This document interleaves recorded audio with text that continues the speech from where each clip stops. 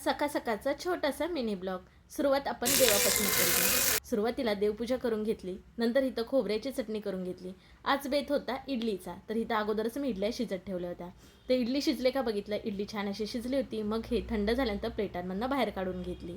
तर आता ह्याचा व्हिडिओ पाहिजे असेल तर आपल्या कुकिंग चॅनलवरती ह्याचा व्हिडिओ अपलोड होणारच आहे. थंडीमध्ये म्हणतात इडलीचं पीठ छान असं भिजत नाही, पण आता बघू शकता इडल्या छान अशा टम्म फुगणाऱ्या जाळीदार झालेल्या. आता नाश्ता तयारच झालाय, तर तो नाश्ता खाऊन सुद्धा घेतला. नंतर इथं भांडी बघा, इडली असली ना तर असा खटाला होतोच.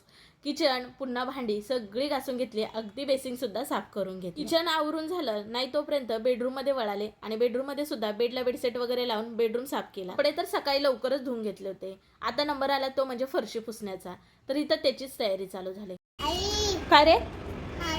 लाडूने सांगितल्यामुळे हार आणायला गेले. दुसऱ्या दिवशीसाठीचे हार घेऊन ठेवले. तर आज 10:15 सगळं काम आटपलं. कसा वाटला मिनी ब्लॉग नक्की कमेंट करून सांग.